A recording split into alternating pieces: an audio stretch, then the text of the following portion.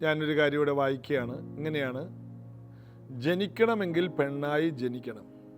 വേദന എന്തെന്ന് അറിയാൻ ഇതിനേക്കാൾ മറ്റൊരു മാർഗം വേറെയില്ല. ഇത് വായിക്കുമ്പോൾ എനിക്ക് ചിരിയാണ് വരുന്നത്. ഇതൊക്കെ വായിച്ച ഒത്തിരി പേര് അവരുടെ സ്റ്റാറ്റസ് ആക്കി കാണും. കാരണം ഇതെല്ലാം വായിക്കുമ്പോൾ ചിലരെ സ്പർശിക്കുന്നത് ഇതൊക്കെയാണ്. ഓ, വാസ്തവമാണ്. ഇത് വായിക്കുമ്പോൾ തന്നെ ശരിയാണ്. ജനിക്കണമെങ്കിൽ പെണ്ണായിട്ട് ജനിക്കണം. വേദന എന്തെന്നറിയാൻ ഇതിനേക്കാൾ മറ്റൊരു മാർഗമില്ല. അപ്പോൾ നമ്മുടെ ഇന്ത്യൻ സമൂഹത്തിൽ തന്നെ ഇങ്ങനൊരു ധാരണ കിടപ്പുണ്ട്. പല മതഗ്രന്ഥങ്ങളിലുമുണ്ട്. സ്ത്രീ ഒരു ദുഃഖമാണ്. അടുക്കളയിൽ നിൽക്കാനും ഭർത്താവിൻ്റെ മുമ്പിൽ സംസാരിക്കാൻ അവകാശമില്ലാത്തതും, ഒരു വിരിക്ക് മറവിൽ നിന്നുകൊണ്ട് തേങ്ങൽ അടിക്കുവാനും, അടുക്കള കൊണ്ട് ജീവിതം പുകഞ്ഞു തീർക്കാനും. അപ്പം ഇങ്ങനെയുള്ള കഥകളൊക്കെ ഒന്ന് എഴുതിയാൽ അതിന് നാഷണൽ അവാർഡ് വരെയും നമ്മൾ കൊടുക്കും. പണ്ട് ഞാൻ ഒത്തിരി സിനിമ കാണുമായിരുന്നു. ചെറുതായിരിക്കുമ്പോൾ എൻ്റെ വീട്ടിൽ നിന്ന് സിനിമയ്ക്ക് വിടും. അതും ഏറ്റവും കൂടുതൽ കരയുന്ന സിനിമയുണ്ടെങ്കിൽ പറഞ്ഞു വിടും. ഞാനിങ്ങനെയുള്ള സിനിമയ്ക്ക് പോകാതെ ആ പൈസ സൂക്ഷിച്ചു വെച്ചിട്ട് ഈ ഇടിപ്പടങ്ങൾക്ക് പോകും. ജാക്കി ചാൻ, ബ്രൂസിലി, ഇവരുടെ ഇടി ഭയങ്കര ഇടിയാ. ഇടി എന്ന് പറഞ്ഞാൽ ഒരു 1.5 ഇടിയാ. ഇതെല്ലാം കഴിഞ്ഞ് വന്നിട്ട് വീട്ടിലുള്ള വാഴയൊക്കെ ചവിട്ടി ഞാൻ മറിച്ചിടും. ഇതല്ലാണ്ട് വേറെ പണിയൊന്നുമില്ല. പിന്നെ കാലുളുക്കി 2 ആഴ്ച നടക്കും. ഇടിപ്പടം കാണുക. എനിക്ക് ചിരിയുടെ പടം ഇഷ്ടം. അപ്പോൾ അതിനകത്ത് ഞങ്ങളുടെയൊക്കെ ചെറുപ്പത്തിലേ കാണുന്ന ഒരു നടിയുണ്ട്, ശാരദയെന്ന് പറയും. ആന്ധ്രക്കാരിയാണ്. കേരളത്തിൽ മലയാളികൾക്ക് ഏറ്റവും പ്രിയങ്കരിയായ, കരഞ്ഞ് നമ്മൾ സന്തോഷത്തോടെ സിനിമയ്ക്ക് പോകുന്ന നമ്മൾ അതിൻ്റെ ഇടയ്ക്കിരുന്ന് ഈ കപ്പലണ്ടി തിന്നുകൊണ്ടിരുന്ന് കരയും. കരഞ്ഞ് മനുഷ്യനൊരു ഗതിയാവും. അതായത് ഉർവശി ശാരദ എന്നാണ്. ഉർവശി അവാർഡ് വരെയും കിട്ടിയതാണ്. കരച്ചിലെന്ന് പറഞ്ഞാൽ കരയാൻ ഈ സ്ത്രീ കരയാൻ തുടങ്ങിയാൽ എല്ലാവരും കരഞ്ഞു പോകും. അപ്പോൾ അതാണ് ഈ നമ്മുടെ മ്യൂസിക്കും ഒക്കെ അതാണ്. ഒരു ദുഃഖത്തിൻ്റെ മ്യൂസിക്കാണ് മിക്കവാറും സിനിമകളെ വിജയിപ്പിക്കുന്നത്. ആഘോഷങ്ങളോ ആനന്ദങ്ങളോ ഉള്ള സിനിമകളൊന്നും വിജയിക്കില്ല. കാരണം ഒരു മെലങ്കളി എന്ന് പറയും മ്യൂസിക്, അങ്ങനെയുള്ളൊരു ഫീല്. അതായത് എപ്പോഴൊരു ശോകത്തിൻ്റെ ആത്മാവ്, ദുഃഖത്തിൻ്റെ ആത്മാവ്. ഇത് ഒരു ദൈവികമാണെന്ന് നിങ്ങൾക്ക് തോന്നുന്നുണ്ടോ? ഇതൊരു പൈശാചികമാണ്. രക്ഷിക്കപ്പെട്ട വീടുകളിൽ ഇന്നും അത് തുടരുന്നുണ്ട്. ഓ, സ്ത്രീ എന്ന് പറഞ്ഞാൽ ദുഃഖമാണ്. ഇങ്ങനെയുള്ള വാക്കുകളെ നമ്മൾ എടുത്തു കളയാം. ഇപ്പോൾ വായിച്ച വാക്ക്, അങ്ങനെയുള്ള വാക്കുകളെ ഒന്നും നമ്മുടെ വീട്ടിൽ ഉപയോഗിക്കാനുള്ള, നമുക്ക് ബൈബിളിൽ വാക്യങ്ങളുണ്ട്. ക്രിസ്തുവിൽ സ്ത്രീയെന്നോ പുരുഷനെന്നോ ഇല്ല. ഈ ലോകത്തിൽ സ്ത്രീയും പുരുഷനും വേറെയാണ്. കരയാനൊരു കൂട്ടര്. അപ്പോൾ ബൈബിളിൽ പറയുന്ന പുരുഷത്വം കാണിപ്പിൻ എന്ന് പറയുന്നത് സ്ത്രീകളെ കുറിച്ചുമാണ്. അക്കില്ലായും പ്രിസ്കില്ലയെ കുറിച്ചും നമ്മൾ വായിക്കുന്നു. 2 പേര് സുവിശേഷ ഘോഷണത്തിൽ എൻ്റെ ഒപ്പത്തിനൊപ്പം പോരാടിയെന്ന്. എൻ്റെ ഒപ്പം സുവിശേഷ ഘോഷണത്തിൽ പോരാടിയ ഇന്ന സഹോദരി, പുരുഷത്വം കാണിച്ചവർ. കർത്താവിൽ സ്ത്രീയെന്നോ പുരുഷനോ എന്നോ ഇല്ല. രക്താംബരം വിൽക്കുന്ന ലുദിയ എന്ന സ്ത്രീ രക്ഷിക്കപ്പെട്ടപ്പോൾ ആ സ്ത്രീ വീട് തുറന്നു കൊടുത്തു. അങ്ങനെ ഫിലിപ്പിയ സഭ, ആ കാലഘട്ടത്തിൽ ഏറ്റവും ശക്തിയേറിയ ഒരു സഭ എഴുന്നേറ്റ് വരാൻ ഒരു തുറന്ന വീടുണ്ടായി. ഒരു ബിസിനസ്സുകാരി, ഒരു സ്ത്രീ, വലിയ ബിസിനസ്സുകാരിയാണ്, രക്താംബരം വിൽക്കുന്ന ഒരു സ്ത്രീ. അവൾ വിശ്വാസത്തിൽ വന്നു. അതോടുകൂടി ആ ദേശത്ത് ഒരു വലിയ മൂവുണ്ടായി. സ്ത്രീകൾ കരഞ്ഞു തീർക്കാനുള്ളവരല്ല, കരഞ്ഞു തീരാനുള്ളവരുമല്ല. അവർ അനേകരുടെ കണ്ണുനീര് തുടയ്ക്കാനുള്ളവരാണ്. അതുകൊണ്ടാണ് തബീത മരിച്ചിട്ട് കുറെ വിധവമാരിൽ നിന്ന് കരയുകയാണ്. കാരണം തബീത മരിക്കാൻ അവർക്ക് മനസ്സില്ല. തബീത മരിച്ചു കിടന്നിട്ടും അംഗീകരിക്കാൻ പറ്റുന്നില്ല. കാരണം അവൾ അതുപോലെ മറ്റുള്ളവരുടെ കണ്ണുനീര് തുടക്കുന്നവളാണ്. പത്രോസ് ഒരു 40 കിലോമീറ്റർ അകലെ ഉണ്ടെന്ന് അറിഞ്ഞിട്ട് അവിടെ പോയി വിളിച്ച് മരിച്ച മാളിക മുറിയിൽ കിടത്തിയിരിക്കുന്ന തബീതയെ എഴുന്നേൽപ്പിക്കും വരെ അവർ പ്രാർത്ഥനയും നിർത്തിയില്ല. അതിനുവേണ്ടി എന്തും അവർ ചെയ്തു. കാരണം തബീത എഴുന്നേൽക്കണം. അങ്ങനെയുള്ള സ്ത്രീകൾ 1-ാം നൂറ്റാണ്ടിലുണ്ടായിരുന്നു. ഒത്തിരി ദൈവരാജ്യത്തിൽ വളരെയധികം ഫലം കായ്ച്ചവർ. അപ്പോൾ ഇങ്ങനെയുള്ള തെറ്റായ ധാരണകളെ പൊളിച്ചുകൊണ്ട് സ്ത്രീകൾ രംഗത്ത് വരണം. കർത്താവിന് വേണ്ടി പുരുഷനെ പോലെ അരമുറുക്കിക്കൊണ്ട് ദൈവരാജ്യത്തിൽ ഒരു ദെബോരയെ പോലെ എഴുന്നേറ്റ് വരണം. കർത്താവ് അതിനുള്ള കൃപ തരട്ടെ. നമുക്ക് ഒരുമിച്ച് ചേർന്ന് പാടി യേശുവിനെ ആരാധിക്കാം. I stand in awe of you. I stand in awe of you. Holy God, to whom all praise is due. I stand in awe of you. I stand in awe of you. I stand in awe of you. Holy God, to whom all praise is due.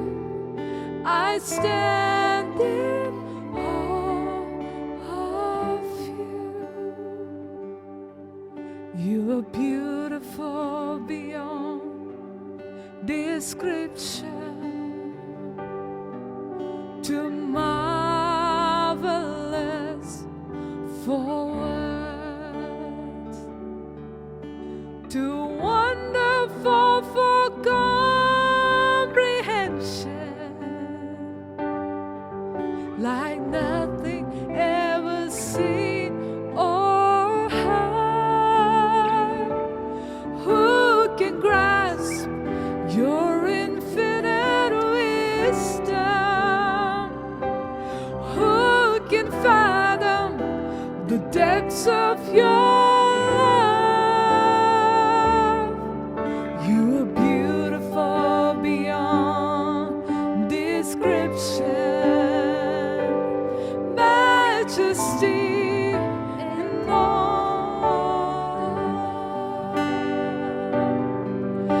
I stand in awe of you.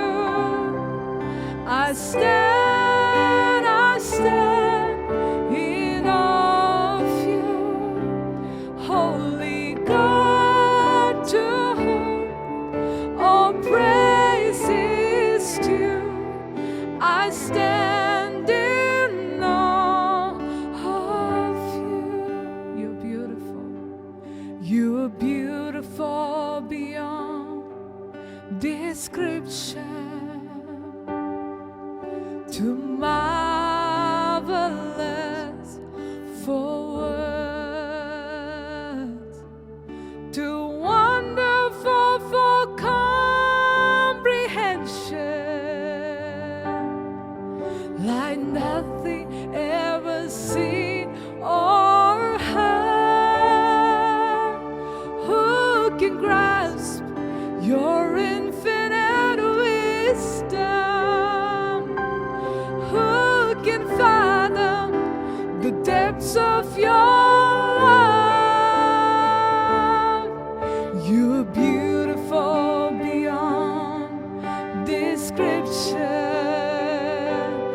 majesty enthroned above. I stand in awe of you. I stand in awe of you. Holy God, to whom all praise is due. I stand in awe of you. Holy God, to whom all praise is due. I stand in awe of you. യോഹന്നാന്റെ സുവിശേഷം 15-ന്റെ 15ഉം 16ഉം കഴിഞ്ഞ 2 ദിവസമായിട്ട് നമ്മളിങ്ങനെ ധ്യാനിച്ചു. ദാസന്മാരെ സ്നേഹിതന്മാരാക്കി തെരഞ്ഞെടുത്ത് പോയി ഫലം കായ്ക്കാനും ഫലം നിലനിൽക്കാനും ചോദിക്കുന്നതെല്ലാം പ്രാർത്ഥിച്ച് നേടിയെടുക്കാനും പ്രാപ്തിയുള്ളവരാക്കി കർത്താവ് നമ്മെ മാറ്റി. അതിനുവേണ്ടി കർത്താവ് നമ്മെ തിരഞ്ഞെടുത്തു. അതായത് കർത്താവ് തിരഞ്ഞെടുത്തതൊന്നും മോശമല്ല, നല്ല സെലക്ഷൻ എന്ന് വേണമെങ്കിൽ യേശുവിനെ നോക്കിയിട്ട് പറയാം. അതായത് യേശു തിരഞ്ഞെടുത്തതെല്ലാം മോശമായിപ്പോയി എന്ന് പറയാൻ പറ്റുമോ? നമ്മൾ പിള്ളേരെ ഒരു കടയിൽ വിട്ട ഒരു കേടുവന്ന ആപ്പിളും പിള്ളേരാണെന്ന് കാണുമ്പോൾ എന്ത് ചെയ്യും? അവരെ കേടുള്ള ആപ്പിളും ഒക്കെ കൊടുത്തു വിടും. എന്നാൽ ചില പിള്ളേരെ കളി നടക്കില്ല, അവരെടുത്ത് ഇങ്ങനെ നോക്കും. പഴമൊക്കെ കണ്ട് അവർക്ക് അറിയാം ഈ പഴം വേണ്ട. അവർ ചോദിക്കും ഇതല്ലല്ലോ, അവർക്ക് കണ്ടാലറിയാം. കടക്കാരൻ കൊടുക്കുന്നു ഒന്നും എടുത്തുകൊണ്ട് വരില്ല. ചില പിള്ളേർ ഒന്നും നോക്കൂല, കാരണം മൊത്തം മൊബൈലിലാണ്. ആ 1 കിലോ പഴം പിന്നെ ഇങ്ങനെ നിൽക്കുകയാണ്. അപ്പോൾ അവർക്ക് എന്തും ചെയ്യാം. അത് 1 കിലോ ഉണ്ടാവില്ല, ഇത് ഈ മൊബൈലിൽ നോക്കിക്കൊണ്ട് നിൽക്കുന്നതുകൊണ്ട് 3/4 കിലോ പഴം ഉണ്ടാവുള്ളൂ. ബാക്കിയും ചിലപ്പോൾ മേടിക്കൂല, കാരണം ഈ സാധനത്തിൽ മൊബൈലിൽ നോക്കിക്കൊണ്ടിരിക്കുന്നതുകൊണ്ട് മെമ്മറിയൊക്കെ പോയിക്കൊണ്ടിരിക്കുകയാണ് പിള്ളേരുടെ. പഴയ ആൾക്കാർക്കൊക്കെ എന്തൊരു ഓർമ്മയാ. ഈ കഴിഞ്ഞ ദിവസം ഞാനൊരു 98 വയസ്സുള്ള ഒരു അപ്പച്ചനെ കണ്ടു. എന്തൊരു ഓർമ്മയാ. പഴയ കാലങ്ങൾ പറയുന്നു. ഇപ്പോഴത്തെ പിള്ളേരോട് ഇന്നത്തെ കാര്യം ചോദിക്കാമോ? ഇന്ന് രാവിലെ എന്താ കഴിച്ചതെന്ന് ചോദിച്ചാൽ അവർ അത്, കാരണം കഴിക്കുന്ന സമയത്ത് ഇതിങ്ങനെ വിഴുങ്ങുന്നതല്ലാതെ ഇത് എന്താ കഴിക്കുന്നതെന്ന് അറിയില്ല. ഇവർ വേറൊരു ലോകത്താണ്. പൈശാചികമായ ഒരു വലിയ ഒരു സ്വാധീന വലയത്തിലാണ് എല്ലാ തലമുറകളും എത്തിക്കൊണ്ടിരിക്കും. ഭയങ്കര അപകടം നടക്കുകയാണ്. ആറ്റം ബോംബിനേക്കാൾ അപകടമാണ് ഈ ഇൻ്റർനെറ്റിലൂടെയൊക്കെ സംഭവിക്കുന്നത്. ചില വീഡിയോ ഗെയിമിലൂടെയും കൊറിയൻ ഡാൻസ് ടീമോ പാട്ടുകാരോ കുറേ അഡിക്ഷനുണ്ട്. പെൺപിള്ളേരൊക്കെ അതിന് അടിമയാണ്, ആൺപിള്ളേർ അതിന് അടിമയാണ്. പിന്നെ ഓരോ സ്പിരിറ്റാണ് ഇതെല്ലാം. Political spirit, sports spirit. അപ്പോൾ അവിടെയെല്ലാം പറയുന്നൊരു വാക്ക് സ്പിരിറ്റ് എന്നാണ്. ഒരാത്മാവാണ്. അത് ദൈവാത്മാവാണോ എനിക്കറിയില്ല. ദൈവാത്മാവാണെങ്കിൽ അത് അവനൊരു ജീവിതം ഉണ്ടാക്കി കൊടുക്കും. ദൈവാത്മാവല്ലേ, അവൻ്റെ ജീവിതം അന്ത്യം അനർത്ഥമായിരിക്കും. അതുകൊണ്ട് ചിലരെ ദൈവം രാഷ്ട്രീയ ലീഡർമാരായിട്ട് നേതാക്കന്മാരാകാനായിട്ട് തിരഞ്ഞെടുക്കും. ആ വ്യക്തികൾ പരിശുദ്ധാത്മാവിലായിരിക്കണം, കർത്താവിലായിരിക്കണം. അന്യഭാഷ പറയുന്ന, വളരെയധികം പ്രാർത്ഥിക്കുന്ന, ബൈബിൾ വായിക്കുന്ന, സഭയ്ക്ക് തൂണായിട്ട് നിൽക്കുന്ന എത്രയോ രാഷ്ട്രീയ നേതാക്കന്മാരെ എനിക്കറിയാം. എത്രയോ പേരെ അറിയാം. വളരെയധികം നല്ല രീതിയിൽ ജീവിക്കുന്ന ദൈവദാസന്മാർ രാഷ്ട്രീയത്തിൻ്റെ മുൻനിരയിലാണ്. കാരണം രാഷ്ട്രത്തിന് നല്ല ലീഡേഴ്സിനെ വേണം. അത് ദാനിയേലിനെ പോലെ, ജോസഫിനെ പോലെ ആത്മാവുള്ള മനുഷ്യരായിരിക്കണം. അത് രാജ്യത്തിന് വലിയ റിസൾട്ട്, അനുഗ്രഹങ്ങൾ കൊണ്ടുവരും. ഇപ്പോൾ ട്രംപ് തിരഞ്ഞെടുക്കപ്പെട്ടു. ട്രംപ് പരിശുദ്ധാത്മാവിൻ്റെ മനുഷ്യനാണ്. കാലഘട്ടത്തിൻ്റെ ഒരു അത്ഭുതമാണ്. അങ്ങനെ ദൈവ മനുഷ്യർ തിരഞ്ഞെടുക്കപ്പെടണം. അത് കർത്താവിൻ്റെ ഹിതമാണ്. അതിനുവേണ്ടി ഒക്കെയും കർത്താവ് വലിയ കാര്യങ്ങൾ ചെയ്യാൻ പലരെയും കണ്ടിട്ടുണ്ട്. അതിലൊരു കൂട്ടരാണ് നമ്മൾ ഓരോരുത്തരും. ഞാനിന്ന് നിങ്ങളോട് പറയുന്നത് 17ാമത്തെ വാക്യമാണ്. നിങ്ങൾ തമ്മിൽ തമ്മിൽ സ്നേഹിക്കേണ്ടതിന് ഞാനിത് നിങ്ങളോട് കൽപ്പിക്കുന്നു. അതായത് നിങ്ങൾ തമ്മിൽ സ്നേഹിക്കണം. നിങ്ങൾ എൻ്റെ സ്നേഹിതരാണ്. ഞാൻ നിങ്ങളെ സ്നേഹിച്ചതുപോലെ നിങ്ങൾ തമ്മിൽ തമ്മിൽ സ്നേഹിക്കണം. ഞാൻ നിങ്ങളെ തിരഞ്ഞെടുത്തതാണ്. നിങ്ങൾ ചെറിയവരോ വലിയവരായിട്ട് നിങ്ങളെ ഇനി കാണരുത്. സഭയ്ക്കകത്ത് വന്നിട്ട് വലിയ കുടുംബവും ചെറിയ കുടുംബവും പറഞ്ഞുകൊണ്ടിരിക്കുന്നത് എല്ലാം ഒന്നാണ്. ഈ അതിരുവരമ്പുകളൊന്നും പറയരുത്. നിങ്ങളുടെ ഫാമിലി വലുതായിരിക്കും. എത്ര വലിയ ഫാമിലി ആണെങ്കിലും ഫാമിലി വലുതാണെങ്കിൽ അവിടെ നിന്നാൽ പോരെ. യേശുവിൻ്റെ അടുത്തോട്ട് നിന്നെ വന്നേ. ആ ഫാമിലി നല്ലതല്ല എന്നുകൊണ്ടല്ലേ ഇങ്ങോട്ട് പോന്നേ. ആ ഫാമിലി കൊണ്ട് വലിയ ഗുണമുണ്ടായില്ല. വലിയ കുടുംബക്കാരാണ്, പക്ഷെ പൊട്ടിപ്പൊളിഞ്ഞ് കിടക്കുകയാണ്. ഈ വലിയ കുടുംബം പറയുന്നവരെല്ലാം നിർത്തി. സഭയിൽ വന്നിരുന്നിട്ട് വലിയ കുടുംബം പറയരുത്. ഞങ്ങൾ ഇന്ന രാജ്യത്തുനിന്ന് വന്ന, സിറിയെന്ന് വന്ന ആൾക്കാരുടെ ഇപ്പോഴത്തെ വെർഷനാണെന്നൊന്നും പറഞ്ഞുകൊണ്ട് ബാക്കിയുള്ളവരെ മെക്കിട്ട് കയറരുത്. ചർച്ചിനകത്ത് വന്നാലും പിന്നെ അവർ നോക്കുന്നത് ക്രിസ്തീയ മാർഗത്തിൽ നിന്ന് വിശ്വാസത്തിൽ വന്നിട്ട് പിന്നെ അങ്ങനെയുള്ളവർ ഇനി ക്രിസ്തീയ മാർഗത്തിൽ നിന്ന് വന്ന ഒരു ചെറുക്കനുണ്ടോ ഞങ്ങളുടെ പെണ്ണിന്. കർത്താവിൽ വരുമ്പോൾ എല്ലാവരും ഒരുപോലെ കാണാനായിട്ട് ഉള്ളൊരു ഹൃദയം ദൈവം ഏതാ അനുവദിക്കുന്ന അതേ കടന്ന് തൂങ്ങരുത്.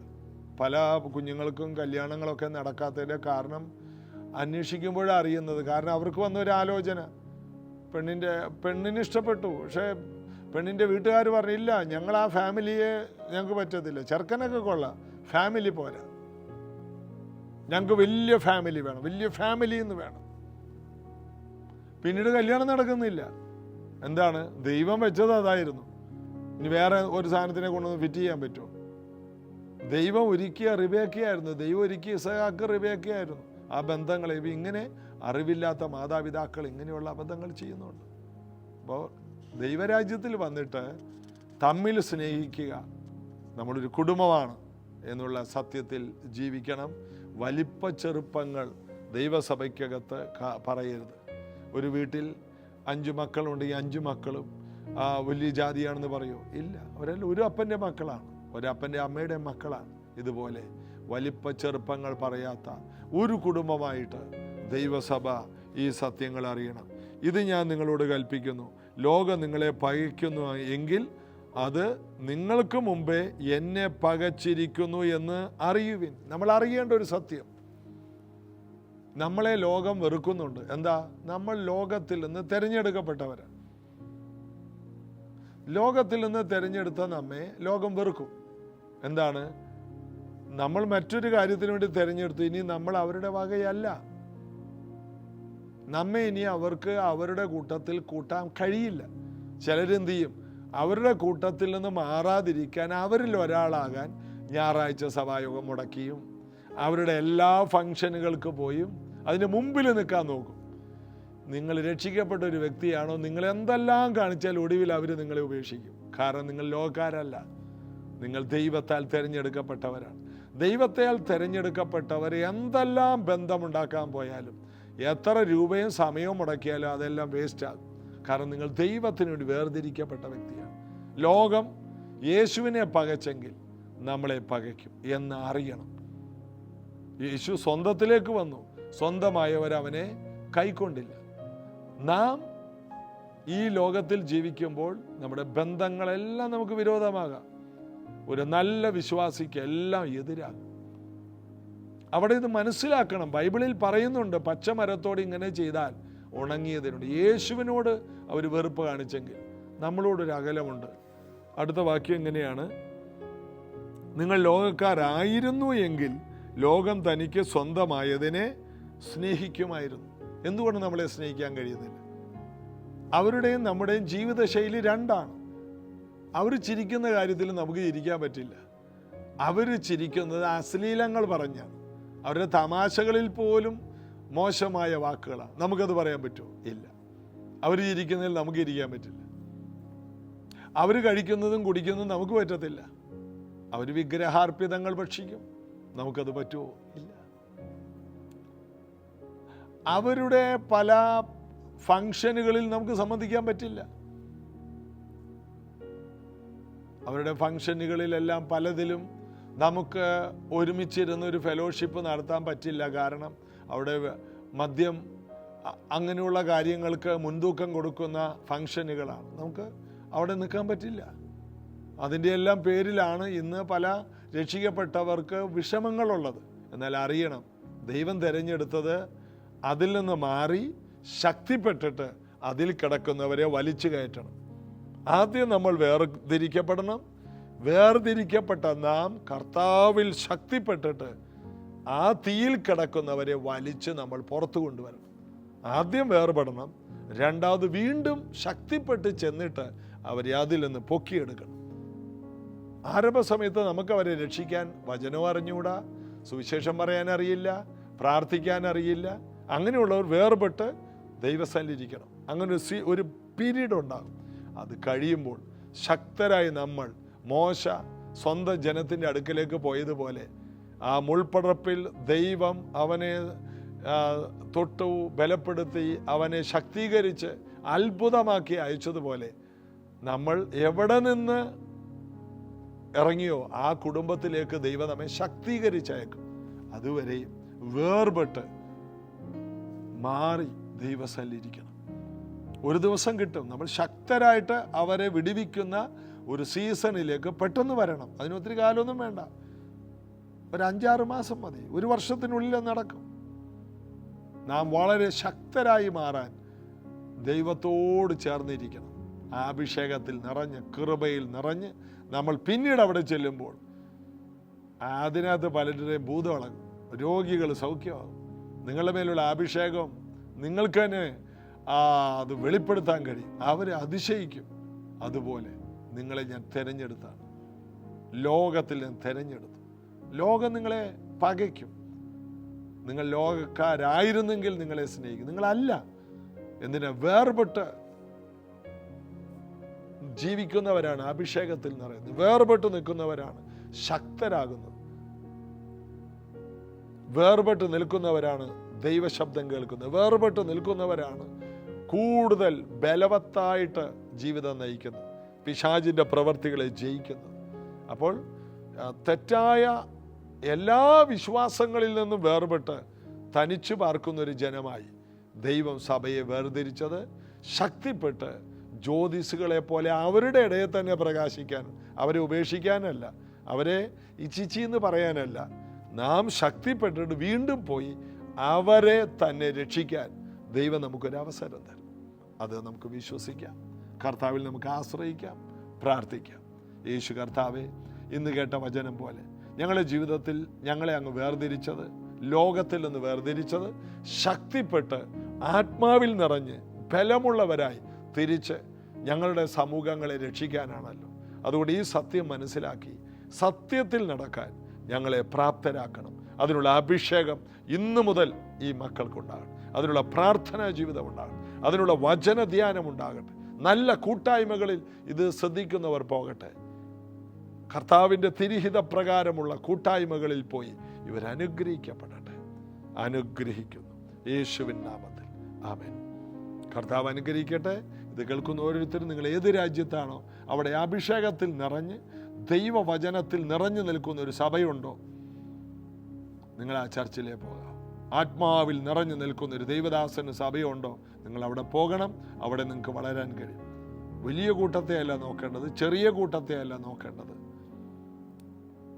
ആത്മാവിൽ നിൽക്കുന്ന, നിറഞ്ഞു നിൽക്കുന്ന, ഉപവാസവും പ്രാർത്ഥനയും കൂട്ടായ്മയും അതിന് ദൈവസ്നേഹവും നിറഞ്ഞു നിൽക്കുന്ന സഭകൾ വളരെ കുറവാണ് പലയിടത്തും. എങ്കിലും കണ്ടുപിടിച്ച് ഉള്ളതിൽ ബെസ്റ്റ് ഒരു കൂട്ടായ്മയിൽ നിങ്ങൾ പോയി ബലപ്പെടുക, ശക്തിപ്പെടുക.